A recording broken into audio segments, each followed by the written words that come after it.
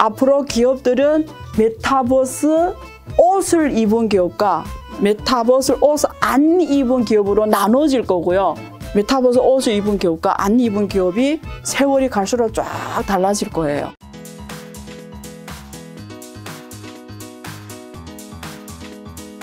자, 중국 경제가 수요 위축, 공급 충격, 전망 약화 등 3중 압력에 직면한 상황에서 지난해 7월과 12월 두 차례에 걸쳐 지준율을 각각 0.5%로 내려 시중에 2조 2천억 위안의 유동성을 공급했는데 이것은 좀 시장에서 먹힐 수 있다고 보시나요? 앞에서 제가 한참 설명드린 대로 올해는 전반적으로 단기에는 지금 뭐 양적 완화, 동화 정책, 자연정책 주로 인프라 인프라를 깔아서 투자를 높이려고 하고 있고요. 그다음에 소비는 지금 또 물가도 엄청나게 올라가면서 지금 또 천연가스 가격도 유럽에서 또 올라갈 거잖아요. 러시아 지금 막 전쟁 위험도 지금 올 정도로. 그래서 전반적으로 물가가 올라가기 때문에 소비는 올라가기 힘들어요, 올해. 그럼 수출인데요. 수출은 작년 정말 좋았어요. 다른 나라에서 정상적인 공급이 안 되니까 중국만이 24시간 돌아가잖아요, 공장이. 그러면서 수출이 되게 좋았는데 올해는 백신과 치료제가 나오니까 다른 나라도 점진적으로 위드 코로나가 시작이 되면서 공급이 다른 나라가 확대되면 상대적으로 작년에 비해서 수출 증가율이 줄어들 확률이 있어요. 그래서 그런 면에서 봤을 때 소비와 수출은 작년에 비해서 더 좋아지는 상황이 아니고요. 투자도 부동산이 올해 안 좋기 때문에 사실 투자 상당 부분이 부동산에 따라서 증가했는데 이쪽에서 주로 인프라 투자를 기대하는데 인프라 투자는 한계가 있거든요. 주로 중앙정부에서 레버리지를 일으켜서 하는데요. 그래서 올해 전반적으로 그래서 실물 GDP는 성장이 한계가 있다 이렇게 보는 겁니다. 자, 미중 무역 전쟁 관해서 여쭤보려고 하는데 트럼프 정부 시기에는 관세 중심으로 한 무역 전쟁에서 바이든 정부 시기에는 금융 전쟁, 뭐 반도체 전쟁, 디지털 화폐 전쟁이 되고 있다고 아는데 미중 전쟁이 촉발할 미래 좀 어떻게 들여보시고 향후 좀 어떻게 전망하고 계신가요? 올해는 중국도 그렇고요. 미국도 그렇고 정치해입니다. 일단 중국으로 놓고 봤을 때는 제20차 중국 공산당 전국 대표대회가 있기 때문에 공산당 서기가 새롭게 선거가 되는 해입니다. 그러면 중국의 입장에서 봤을 때 정치 안정, 경제 안정, 사회 안정을 이루어야 돼요. 이런 중대한 정치에 갑자기 폭동이 일어나거나 뭐 전쟁이 일어나거나 이러면 안 되잖아요. 그래서 올해 중국 정부의 최대 목표는 정치 안정, 사회 안정, 경제 안정이고요. 외교적으로도 안정을 추구할 거예요. 외교 문제에서도. 미국의 측면에 봤을 때 어떤 정치냐면 올해에 국회 선거가 있잖아요. 의원들이 바뀌는 거잖아요. 근데 지금 미국의 전반적인 상황을 보면 바이든 정부에 대한 불만이 엄청 커요. 그래서 올해 선거에서 민주당이 질 확률이 굉장히 높습니다. 그럼 공화당이 의원의 다수석을 중간선거에서 갖고 가게 되면 바이든이 말빨이 안 먹히게 되는 거죠. 의원석을 장악 못했기 때문에. 그러면 바이든이 중국과의 관계를 개선하고 싶어도 할 수 있는 공간이 줄어드는 거고요.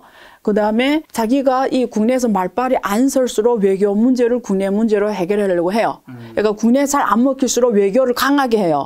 무슨 뜻인지 아시겠죠? 그래서 사람들이 시선을 외교 쪽으로 더 강하게 끌고 가는데 중국 문제를 그렇게 이용하기가 가장 좋아요. 그래서 보통 자기가 국내에서 분리할 때는 중국을 까거든요. 보통 역사적으로도 이제 늘 그렇잖아요. 내부 부분에서 분열이 일어나면 외부의 문제를 일으켜서 단합을 좀 일으키는 뭐. 그래서 바이든이 아무리 속으로 중국하고 잘 보내고 싶어도 국내 상황이 정치 상황이 만만치가 않으면 오히려 중국에 대한 강경한 어조로 자기의 이런 국내 정치 기반을 확보하려는 이런 상황도 벌어질 수가 있기 때문에 그런 면에서는 사실 중국한테는 미중 관계를 잘 갖고 가는 게 어려움이 더 커지는 부분이 있고요. 근데 미국 경제적으로 봤을 때는 또 중국과의 관계를 잘 해결해야 돼요. 이유는 관세 전쟁하면서 미국 물가가 천정부지로 올랐어요. 결국은 그 올린 만큼 관세를 미국 국내 물가에서 상당한 부분 반영이 돼버렸어요. 그래서 옐런 같은 경우에도 중국의 관세를 내려줘야 이 문제가 해결된다는 식으로 어조를 하고 있기 때문에 올해는 무역 협상에 있어서 미국 국내 문제 때문에 오히려 관세나 이런 거를 뭐 내려주지도 않을까. 그런 면에서 또 좋은 면도 있어요. 좋은 경제적 펀더멘탈로 봤을 때는. 근데 정치적으로 봤을 때는 굉장히 네거티브 부분도 있고요. 또 미국이 동맹 국가들을 자기 주변에 결집을 시켜서 중국의 하이테크 기술 산업에 발전을 방해, 막고 있으려면 동맹국들을 같이 끌고 가려면 공동의 기치가 있어야 되잖아요. 기치. 바라는 그게 민주화잖아요. 민주에 대한 어떤 가치관을 가지고 동맹국들을 야 같이 가자 이러니까 그런 면에서 또 중국에 대해서 민주화 요구 강화를 요구할 수밖에 없기 때문에 또 그런 것도 네거티브로 역할을 하겠죠. 그래서 포지티브한 면과 네거티브한 면이 올해는 미중 갈등에서 다 있다. 그래서 어느 게 더 큰 역할을 할지는 각 나라의 내부 문제에서 결정이 되겠죠. 저는 늘 말하는 게 있습니다. 내부 문제가 외교를 결정한다고 보거든요. 그래서 미국의 내부가 어떻게 풀에 따라서 바이든이 대중 정책이 뭐 풀어졌다, 강행해졌다 할 것 같고요. 중국도 시진핑 정부의 국내 상황에 대한 컨트롤 어느 에다에 따라서 또 미국에 대한 강경화 혹은 완화 이런 것들이 결정이 되기 때문에 결국은 그렇게 가지 않을까 싶습니다. 네.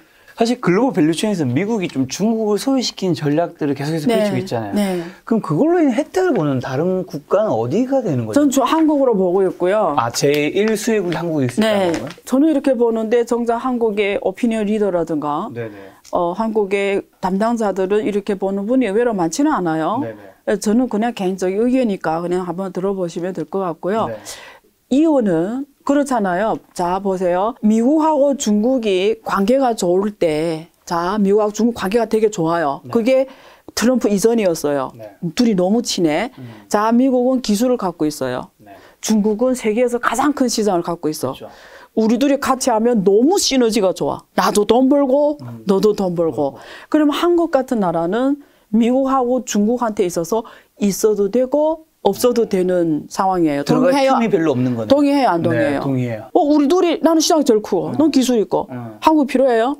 필요 없죠. 있어도 되고 없어도 되고. 그래서 사실 그때 당시에 한국의 뭐 원래는 국가별로 이렇잖아요. 외교 문제는 카운터 파티라는 게 있거든요. 내가 여기서 장관이면 너도 장관이야. 나 여기서 대사면 너도 대사면. 비슷한 그 카운터 파티라고 해요. 그게 원래 요청하면 바로바로 만나줘야 돼요. 그렇잖아요.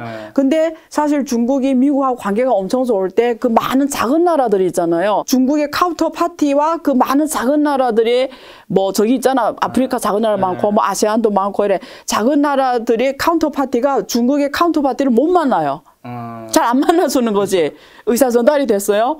근데 미국하고 관계가 나빠졌어요. 왜냐면 그때는 굳이 만날 필요 없었던 거지. 그냥 중요하지 않았으니까. 우리 둘만 있으면 세계는 우리 거다 뭐 이런 식이었던 거죠. 다른 나라는 별로 필요 없어 뭐 이런 거였죠. 근데 지금 보세요. 미국하고 중국의 관계가 나빠졌어요. 게다가 미국이 또 민주화를 내세우면서 동맹국을 다 자기 쪽으로 몰아와. 그럼 중국은 어떤 상황이죠? 중국은 지금 앞에서 제가 중국 경제가 존재하는 세 가지 문제, 그중에 하나가 산업 업그레이드였잖아요. 하이테크 산업으로 가야 되는데 중국은 그동안 어디에만 돈 썼죠? 전통 산업에만 돈 쓰다 보니까 하이테크 쪽으로 기술 투자를 별로 안 해왔어요. 자, 근데 이게 기술 투자를 해가지고 고부가가치 산업으로 스스로 가기에는 수많은 세월이 필요해요. 생각해봐. R&D를 투자를 언제 해가지고 그게 언제 산업화로 돼가지고 언제 전체 경제 산업 체질 다 바꾸냐고. 그래서 보통은 어떠냐면 기술을 유치를 해요. 그게 자본과 가치를 유치를 하거나 혹은 해외 투자를 함으로써 기술을 확보하거든요. 그래서 해외 M&A와 혹은 해외 기술인이 중국 들어와서 투자를 함으로써 FDI 투자하면 서로 기술 문제 이런 문제 해결을 하면서 산업 업그레이드로 가면서 빨리 가는데 미국이 이렇게 나와서 보니까 중국은 스스로 개발해서 가든지 이러면 너무 많은 시간이 걸리고 아니면 미국은 이제 기술을 원래 주던 국가였는데 미국이 기술을 안 줘. 이러면 그 기술을 어딘가에서는 받아와야 되잖아요. 그러면 중국이 생각하지. 이제 미국이 기술을 안 줘? 그래 생각해보겠죠. 나 어디까지 기술이 필요하긴 한데 그럼 유럽을 생각하겠죠. 예? 그다음에 아시아에서는 일본하고 한국이에요. 그렇죠? 자, 그러면 유럽은 지금 어떤 스탠스냐? 그래서 유럽이 대표적인 국가가 독일하고 프랑스예요. 이태리까지 얘네는 어떤 국가냐면 과거에 다 패권국을 했던 나라들이에요. 그러니까 다 프라이드가 있는 나라들이에요. 얘네는 미국 줄에도 안 쓰려고 하고 중국 줄에도 안 쓰려고 하는 나라들이에요. 왜냐하면 자기네 패권의 역사에 끌라 프라이드가 있는데 왜 우지? 그 말은 뭐냐면 미국하고 중국이 싸울 때 중간에서 양쪽을 치고 왔고 하면서 자기네 포지션을 많이 갖고 오려는 이런 전략적 머리를 쓴 애들인 거지. 그래, 내내 필요해? 그럼 또 여기서 테이블에 앉아서 하자. 너네 필요해 하자. 이러면서 중간에서 최대한 계산하는 거죠. 예 많이 갖고 올라온 애들이죠. 자, 그다음에 아시아에서는 일본하고 한국인데 일본하고 한국이 유럽의 이 국가들처럼 이렇게 프라이드를 갖고 할 수 있냐? 일단 일본 볼게요. 아니죠, 답은. 일본은 지금 확실하게 기치분명하게 딱 섰어요, 미국 쪽에. 그래서 대놓고 중국을 견제하고 있거든요. 거의 뭐 대놓고 모든 앞장서서 하고 있어요. 일본하고 호주 이런 나라들이. 자, 그럼 한국이겠죠. 지금부터. 자, 그래서 제가 방송에서랑 질문이 많이 받는 게 한국은 그래서 가장 어렵지 않냐. 이게 미국이 지금 뭐 이런데 우리가 중국하고 친하고 싶어서 친한 이런 게 아닌데 어떻게 실제는 경제적으로는 중국하고 할 수밖에 없고 근데 정치적으로는 또 미국이 눈치를 주는데 그래서 우리는 최대 위기가 오지 않았냐. 그래서 외교를 굉장히 잘해야 예, 된다. 그래서 외교를 굉장히 잘해야 되는데 사실 말이 쉽지 현실적으로 그런 게 세상에 공짜가 어디 있어요. 네네. 그렇죠? 네. 그래서 저는 이렇게 생각해요. 위기라는 게 단어가 뭐죠? 위험과 네. 기회잖아요. 네. 그래서 위기라는 건 위험과 기회가 두 가지 측면을 포함하고 있는 거예요. 네. 우리 사람도 그렇잖아요. 내 인생을 걸어가면서 늘 위험이 있어요. 맞아. 그거는 국가도 그렇고요. 우리 사람도 그래요. 네. 어느 회사도 똑같아요. 늘 위험이 있어요. 네. 늘. 네. 그래서 일단은 저는 이렇게 생각해요. 미국하고 중국과의 이런 갈등 속에서 한국을 위기로만 생각하고, 그러니까 기회는 빠놓고 네. 위기로만 생각하는 것도 틀리고요. 또 위기는 전혀 던지고 기회라고만 생각하는 것도 틀린 얘기예요. 네. 그런데 역사는 어떻게 움직였냐면 우리 인간의 인류의 역사는 잘 아시겠지만 늘 비관적인 데서 새로운 게 나왔고 그걸 긍정적으로 보는 사람들의 역사를 바꿔왔고 우리 인간이 여기까지 온 거예요. 네. 인류의 역사가. 네. 다 안 된다고 할 때 그걸 하는 사람이 그렇죠. 우리 여기까지 발전시켜 온 거거든요. 그래서 역사는 누가 쓰냐면 긍정적인 사람들이 써요. 그렇잖아요. 네.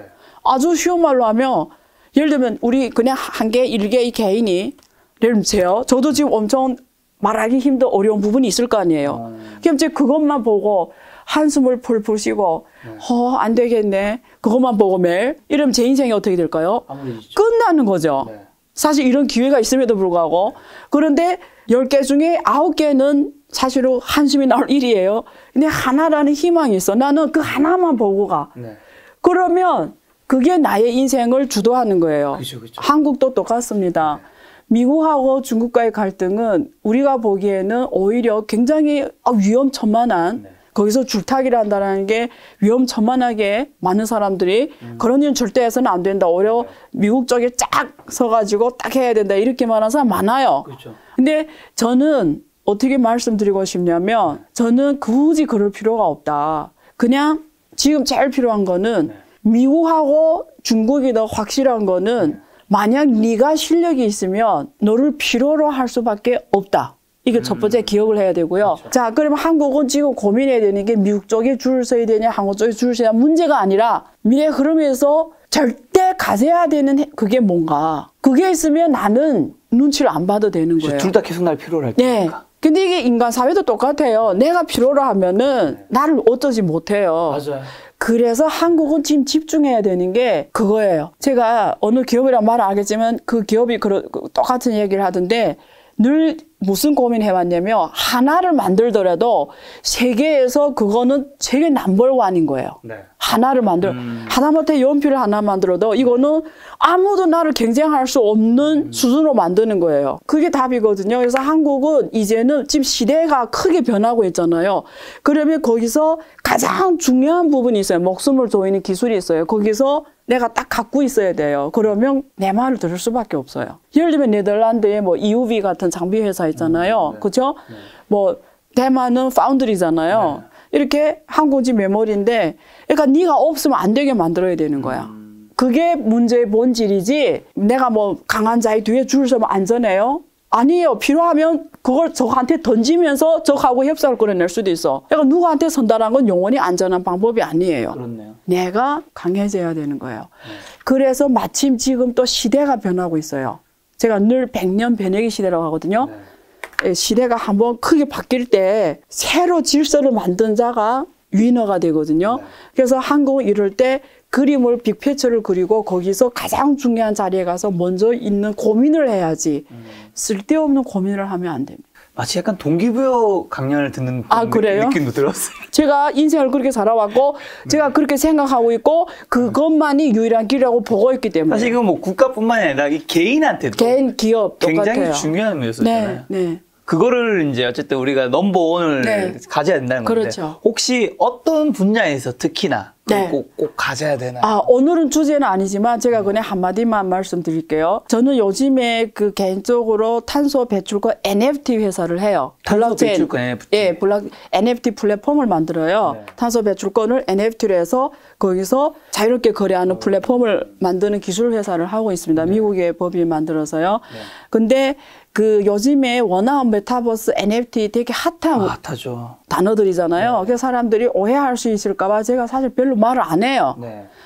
저는 같은 개념으로 하는 게 아니니까요. 근데 지금 질문하셨으니까 그중에 방법 중에 하나가 뭐냐면 한국은 전 세계에서 디지털 자산 강국이 돼야 돼요.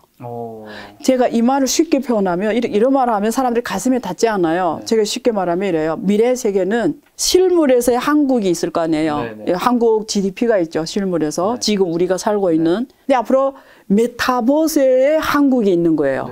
그러면 실물의 한국과 메타버스 세계에서 한국의 차이가 어디에 있냐면 실물의 한국은 영토가 있어요. 그렇죠. 국경이 있잖아요. 그렇죠. 그러니까 한국이 대한민국의 면적이 한반도의 면적이 한국은 10만 제곱킬로미터, 저기 북한은 12만 제곱킬로미터, 합해서 22만 제곱킬로미터가 우리 영토예요. 그죠? 근데 메타버스는 그 자체가 국경이 없어요. 그 자체가 국제 시장이에요.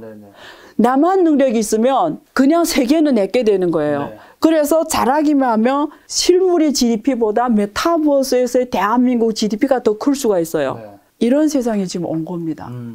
그러면 이런 세상이 왔을 때 가장 필요로 한 섹터가 뭔지를 체크를 하고 그런 섹터마다 기업들이 가서 있어야 되고요.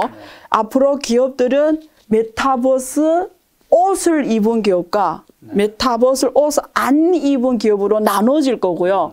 그게 내가 중공업을 하든지 내가 소프트웨어 산업을 하든지 내가 엔터 쪽을 하든지 상관없어요. 전세 기업은 두 개로 나뉠 거예요. 메타버스 옷을 입은 기업과 안 입은 기업이 세월이 갈수록 쫙 달라질 거예요.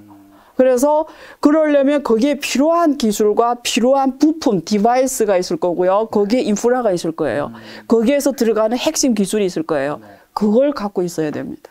그러면 다른 나라가 메타버스로 갈 때 한국은 수출 국가가 되는 거죠. 우리는 메타버스에서 세계 최강 국가가 되는 거죠. 그걸 만약에 개인의 입장으로 좀 가져온다면 메타버스나 NFT에서 좀 사용될 뭐 가상화폐라든가 암호화폐를 가지고 있는 것들이 좀 중요한 요소가 될 수 있는 건가요? 그래서요. 사람들은 오늘 주제가 아니니까 풀지는 않을게요. 한마디만 하고 끝내겠는데요. 이 말 이렇게 이해하시면 돼요. 사람들이 보통 현금에 질문할게요.